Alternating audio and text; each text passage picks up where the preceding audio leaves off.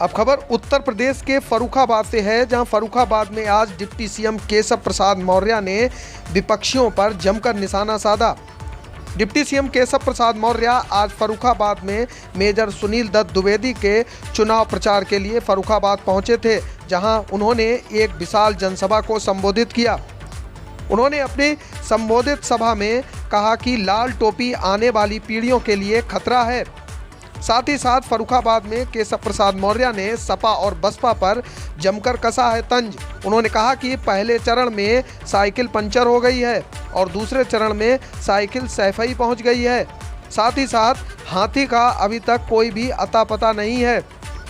फर्रुखाबाद में deputy CM Keshav Prasad Maurya ने सपा, बसपा और कांग्रेस पर जमकर कस रहे थे तंज।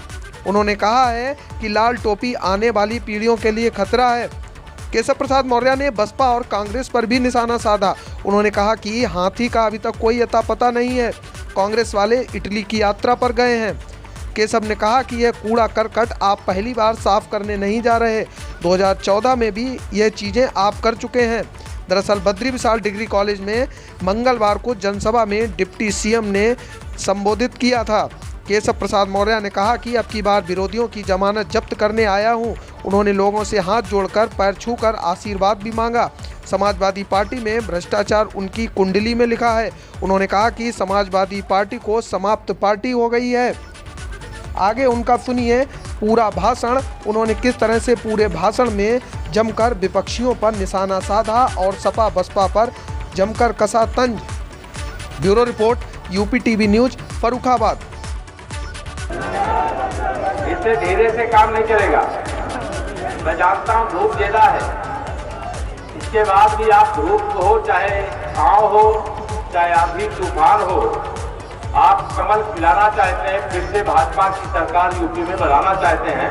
लेकिन आप सबसे मैं निवेदन करूंगा, दोनों हाथ ऊपर उठा करके बोलिए, भारत माता की, भारत माता की, भारत माता की, जय श्री राम, जय श्री राम। आज फर्रुखाबाद की धरती पर मुझे सौभाग्य मिला है आप सबका आशीर्वाद लेने का।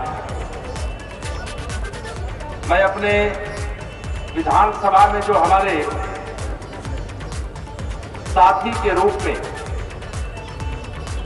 2017 से 2022 में शानदार कार्यकाल निभाते हुए विकास की गंगा सरकार के अनेक विभागों के माध्यम से क्षेत्र में बहाई है। ऐसे सदर के जो हमारे प्रत्याशी हैं, मेजर सुनील दत्त द्विवेदी जी, दूसरे हमारे अमृतपुर के प्रत्याशी श्रीमान सुशील साक्य जी, हमारे भोजपुर के प्रत्याशी श्रीमान नागेंद्र सिंह राठौर जी और कायमगंज की प्रत्याशी हमारे गठबंधन की डॉक्टर सुरभि गंगवार जी, हमारे मंच पर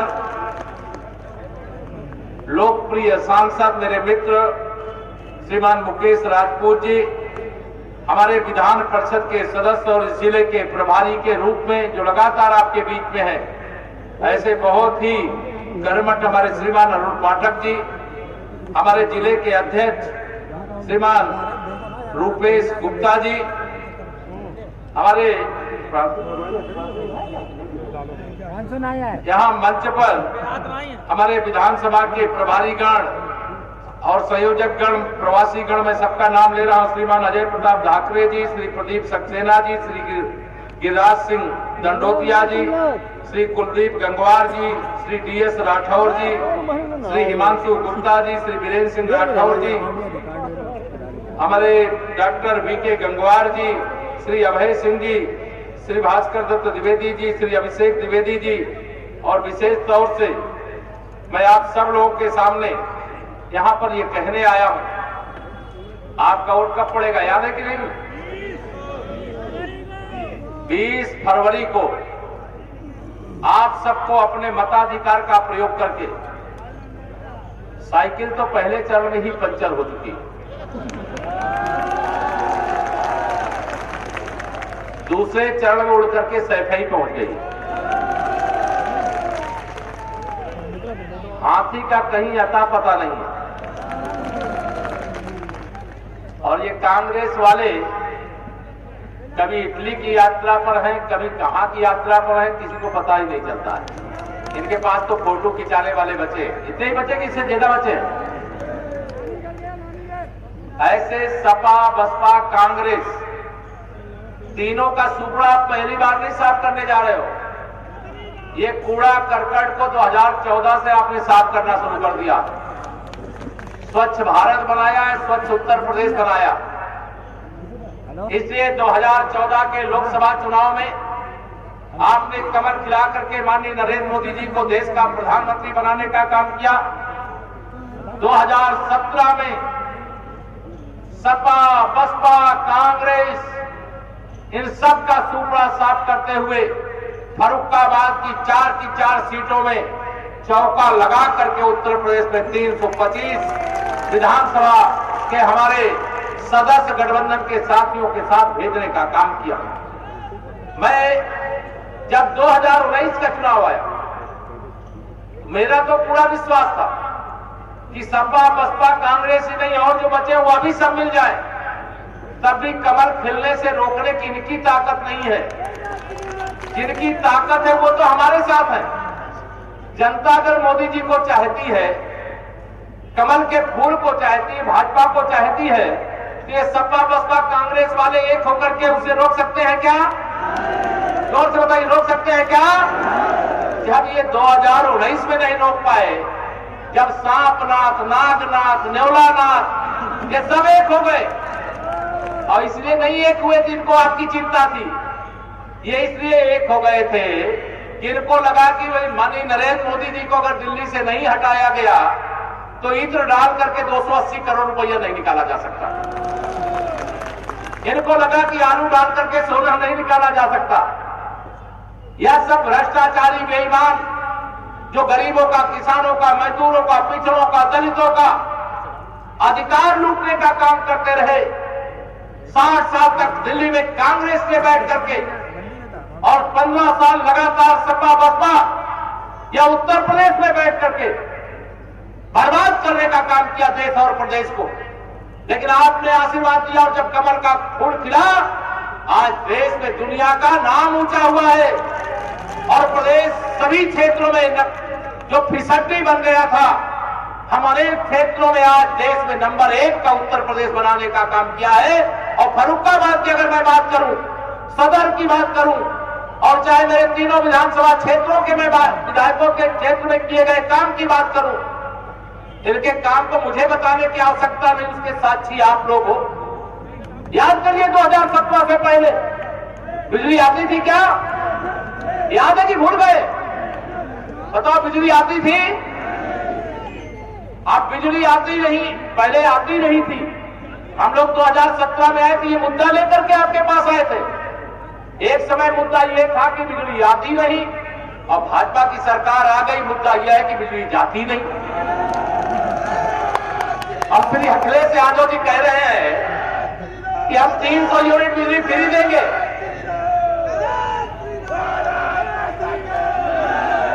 श्री अखिलेश यादव जी कह रहे हैं हम 300 यूनिट बिजली फ्री देंगे। अरे श्री अखिलेश यादव जी, आपकी सरकार में बिजली की तार में यूपी के लोग कपड़े सुखाते थे कि नहीं बताइए? अगर ट्रांसफार्मर जल जाए, पूरा गांव सभी किसान मिलकर के अगर चंदा करके रिश्वत ना दे, तो ट्रांसफार्मर लगने में 3-3 महीने 4-4 महीने लगते थे कि नहीं लगते थे? भूल गए क्या? और इतना ही नहीं, क्योंकि समाजवादी पार्टी तो गुंडों की, अपराधियों की, माफियाओं की, चोरों की सरदार पार्टी है, और इनकी सरकार के समय तो बिजली के तार भी काट ले जाते थे कि नहीं? लेकिन भारतीय जनता पार्टी की सरकार में बिजली जबरदस्त उपलब्ध है। हर चुनाव में मुद्दा होता तो बिजली नहीं आती है, सड़कों में गड्ढे हैं। अब तो एक्सप्रेस वे भी बन रहा है, गंगा एक्सप्रेस वे भी बन रहा है, राजमार्ग भी बन रहा है, राष्ट्रीय राजमार्ग भी बन रहा है, बड़े बड़े रेलवे क्रॉसिंग पर पुल बन रहे हैं, अंडर ब्रिज बन रहे हैं। आपने भाजपा का कमल खिलाया, इसलिए खुशहाली आई है, इसलिए विकास हो रहा है। और यह सपने, जब इनको सपने आ रहे, लेकिन इनके सपने पहले चढ़ के चुनाव से ही आने बंद हो गए। हमने नहीं बंद किया, जनता ने बंद किया। जैसे 2014 से 17 से 19 तक बंद किया, वैसे ही 2022 में इनका पहले चरण के चुनाव, अब तो दूसरे चरण का भी हो गया। चेहरे में 12 बज रहे हैं सपा बसपा वालों, कांग्रेस वालों के।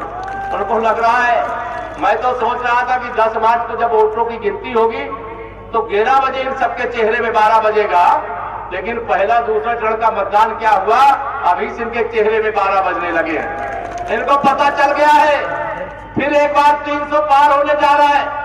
भारतीय जनता पार्टी की 5 साल की उत्तर प्रदेश में जो सरकार और पिछले 7 साल से अधिक समय से केंद्र में आप सबके आशीर्वाद से माननीय मोदी जी के नेतृत्व में हमारी सरकार दिन रात गरीब आदमी हो, किसान हो, नौजवान हो, माता हो, बहन हो, सबके सेवा में समर्पित है। केंद्र का खजाना भी, प्रदेश का खजाना भी यूपी के विकास के साथ साथ, बताइए फर्रुखाबाद पूरे जनपद के विकास के लिए खुला है कि नहीं खुला, बताइए। अनेक योजनाएं जो वर्षों से लटकी पड़ी थी, लटकाई गई थी, उनको पूरा करने का काम किया गया। मैं आप सब लोगों से, यह फर्रुखाबाद ऐसी धरती है जहां अनेक बड़ी संख्या में किसान है। हमारी सरकार के समय आप याद करिए, उत्तर प्रदेश में 15 साल सपा बसपा बुआ भतीजे थे, लेकिन केंद्र में 60 साल सपा बसपा की बैसाखी पर कांग्रेस थी। मेरे किसानों के खाते में कभी 500 रुपया महीना भी भेजते थे क्या, बताओ, जोर से बताइए, भेजते थे क्या? लेकिन आपने कमर खिला दिया। मेरे यूपी के 2.5 करोड़, देश के लगभग 11 करोड़ किसानों के खाते में 2-2 हजार की 3 किस्त में एक साल में 6,000 रुपया मेरे मोदी जी भेज रहे हैं कि नहीं भेज रहे, बताइए, भेज रहे हैं कि नहीं भेज रहे? अब इनको दर्द होता है कि किसानों को पैसा क्यों देते हैं।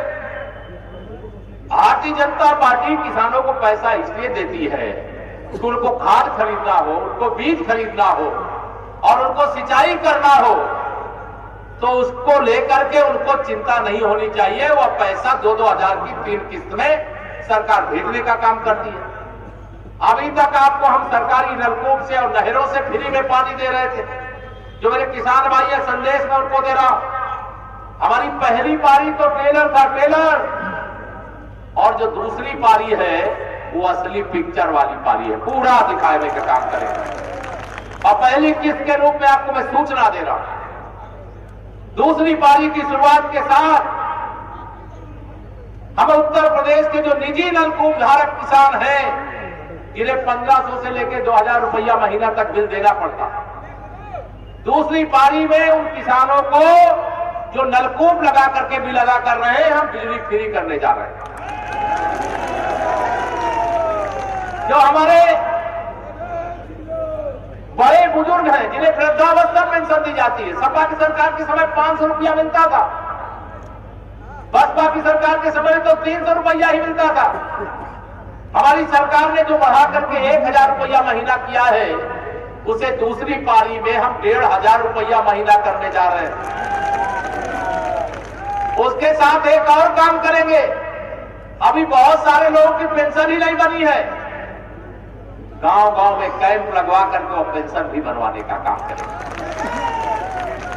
प्रधानमंत्री आवास योजना के अंतर्गत गरीबों को पक्का मकान मिले, गरीबी में जीवन जीने वाले माननीय नरेंद्र मोदी जी का सपना है, और उस सपने को साकार करने के लिए कई काम एक साथ किए जा रहे। प्रधानमंत्री आवास भी दे रहे, उज्ज्वला योजना में रसोई गैस का कनेक्शन भी दे रहे, गरीब आदमी के घर के सामने शौचालय भी बना रहे, इलाज के लिए उनको गरीबों को 5 लाख रुपए का आयुष्मान भारत कार्ड भी दे रहे। और जो आजादी के बाद से अब तक बिजली नहीं लगा सके थे, आपने कमर खिलाया, जो घर अंधेरे में थे उन घर में भी उजाला पहुंचाने का काम सौभाग्य योजना के माध्यम से भारतीय जनता पार्टी की सरकार ने करने का काम किया। कोरोना का संकट आया, बहुत बड़ा संकट था देश और दुनिया के लिए, लेकिन इस कोरोना के संकट के समय मेरे देश के वैज्ञानिक दिन रात तपस्या कर रहे थे कि हम ऐसी वैक्सीन तैयार करें कि मेरे देशवासी लगाए और सुरक्षित हो जाए। लेकिन श्री अखिलेश यादव जी क्या कर रहे थे? आपने वैक्सीन लगवाया कि नहीं लगवाया, बताइए? पैसा देना पड़ा कि फ्री में लगी, बताइए? दोनों हाथ का बताइए।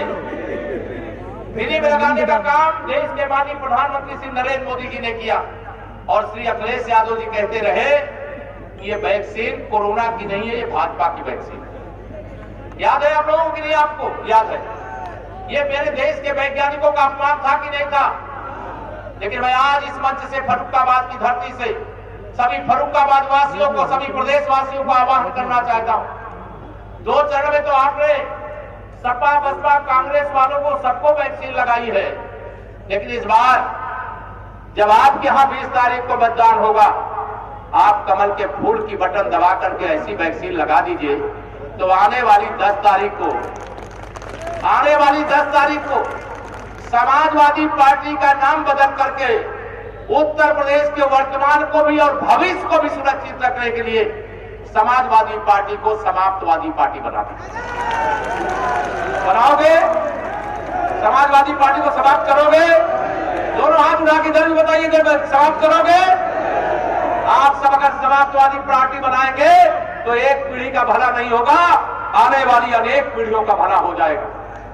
इसे कमल के फूल में इतनी ताकत है और वह कमल के फूल की बटन दबाने की आपके पास ताकत है। ये सारे विरोधी कहते भारतीय जनता पार्टी वाले तो अयोध्या में रामलला की जन्मभूमि पर भव्य मंदिर बनवा रहे हैं। गलत कर रहे हैं कि सही कर रहे हैं? जोर से बताओ, सही कर रहे हैं गलत कर रहे हैं? बाबा विश्वनाथ जी का धाम बनाए, प्रयागराज का दिव्य और भव्य कुंभ बनाए, सभी प्रमुख तीर्थ स्थलों का, सभी स्वतंत्रता संग्राम के सेनानियों का, बलिदानियों का स्थान का विकास करने का काम किए। ये हमारे ऊपर आरोप लगाते हैं मंदिर बना रहे। अरे श्री अखिलेश यादव जी, हम अगर रामलला का 500 साल की लड़ाई को देश की जनता ने, प्रदेश की जनता ने कमल खिला करके मोदी जी को फिर से प्रधानमंत्री बनाया है, तो रामलला का भव्य मंदिर बने, ये तो हमारा वादा था। और अगर हम रामलला का भव्य मंदिर बना रहे हैं तो हम गरीबों का पक्का मकान भी बना करके देने का काम कर रहे हैं। अगर हम बाबा विश्वनाथ जी का धाम बना रहे हैं तो गरीबों के घर में सौभाग्य योजना से बिजली भी पहुंचाने का काम कर रहे हैं। अगर हम प्रयागराज का कुंभ का आयोजन कर रहे हैं तो उज्ज्वला योजना के अंतर्गत हर गरीब माता बहन को रसोई गैस का फ्री में कनेक्शन देने का भी काम कर रहे हैं। मैं आप सब लोगों से आज यहां पर अपील करने के लिए आया, अनेक योजना जिनकी मैं चर्चा करूंगा तो बहुत देर लगे, आगे कई और सभाएं हैं, लेकिन आने वाली 20 तारीख फर्रुखाबाद और इस तीसरे चरण के जो भी जिले के हमारे मतदाता भाई बहन हैं, हमारा कार्यकर्ता तो दिन रात तपस्या करता है, मैं अपने कार्यकर्ताओं को भी, जनता को नमन करता हूं और आप सबसे अपील करता हूं, सर्वश्रेष्ठ काम करिएगा। आप परिश्रम की पराकाष्ठा किए हैं, अन्यथा 3 लगातार चुनाव में कमल नहीं खिलता। और अगर आपने कमल खिलाया है तो इसके लिए आप सबका जितना भी अभिनंदन करूंगा तो कम होगा। लेकिन आप सब से मैं अपील करता हूं, आने वाली 20 तारीख को आप सबको उत्तर प्रदेश से सदा के लिए अपराध से मुक्त कराने के लिए, सदा से उत्तर प्रदेश को गुंडागर्दी से मुक्त कराने के लिए, सदा के लिए उत्तर प्रदेश को दंगों से मुक्त कराने के लिए, सदा से उत्तर प्रदेश को जातिवाद की गंदी राजनीति से मुक्त कराने के लिए, सदा से मुस्लिम तुष्टीकरण का घिनौना काम करने वाले से मुक्त कराने के लिए आप सब कमल के फूल का बटन दबाने का काम करिए। और साइकिल तो मैंने कहा पंचर हो गई है, लेकिन थोड़ा उसके उर्जे खोल करके कहीं ऐसे कहां भेजना है मालूम है आप सबको? बहुत सारे यहाँ आएंगे, कोई जाति की बात करेगा, कोई बात करेगा, कोई एक, इनके पास कोई मुद्दा नहीं है, मुद्दा विहीन है विपक्ष। है क्या मुद्दा? मुद्दा क्या होता था? सड़क, बिजली, पानी, यही होता था। लेकिन सब मुद्दे को तो हल कर दिया हमने, जो बाकी है वो हल करने की 2022 10 मार्च के बाद तैयारी है, और 10 मार्च के बाद तैयारी है। और हमारी सरकार हमारी नहीं है, ये उत्तर प्रदेश के 24 करोड़ लोगों की सरकार है, जहां सबका साथ सबका विकास हमारी सर्वोच्च प्राथमिकता होता है। कोरोना का इतना बड़ा संक्रमण आया, आप बताइए, प्रधानमंत्री गरीब कल्याण अन्न योजना के माध्यम से यूपी के 15 करोड़ लोगों को निःशुल्क राशन दिया जा रहा है कि नहीं दिया जा रहा है? दिया जा रहा है कि जोर से बताइए, दिया जा रहा है कि नहीं दिया जा रहा है? अगर ये विपक्ष वाले, चाहे सपा, चाहे बसपा, चाहे कांग्रेस वाले होते, या राशन नहीं आपको भाषण दे करके चले जाते, आपका परिवार जो रोज कमाने खाने वाला है उसे भूख से मरने के लिए विवश कर देते, क्योंकि इनको गरीबों का दर्द नहीं मालूम, रोज कमाने खाने वालों का दर्द नहीं मालूम। और जिन्हें दर्द नहीं मालूम होता वो दर्द दूर करने का ईमानदारी से प्रयास कभी नहीं करते। इसीलिए मैं कहता हूं, जाके पैर न फटी बेवाई, वह क्या जाने पीर पराई।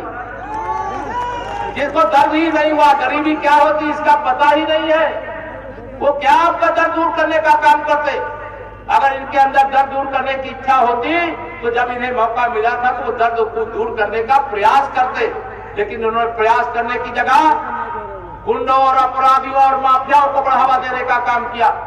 पता नहीं मेरे कितने गरीबों की, किसानों की, मजदूरों की, सरकारी जमीनों की कब्जा करने का काम समाजवादी पार्टी के गुंडों ने किया है कि नहीं किया है? जोर से बताइए, किया है कि नहीं किया है? अब जब से आपने कमल खिलाया है यूपी में, कोई गुंडा सर उठा रहा है क्या? उठा रहा है। लेकिन पहले की सरकार के समय, सपा की सरकार के समय क्या नारा? जिस गाड़ी में सपा का झंडा उस गाड़ी में निश्चित गुंडा। रहता था कि नहीं रहता था?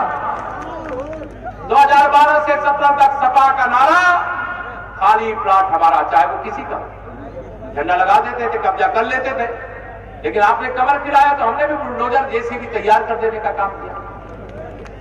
अभी वो ना बुलडोजर कहीं गया है, ना जेसीबी गई है। चुनाव आचार संहिता है, अभी 10 मार्च तक जब तक वोटों की गिनती नहीं हो जाती, दूसरी पारी शुरू नहीं हो जाती, तब तक जो बच्चे खुचे इस प्रकार के भूमाफिया हैं, वह सोच रहे थे कि शायद भाजपा नहीं आएगी, रोक लेंगे, जैसे 2019 में मोदी जी को रोकना चाहते थे, वैसे 2022 में योगी जी के नेतृत्व में हमको रोकना चाहते हैं।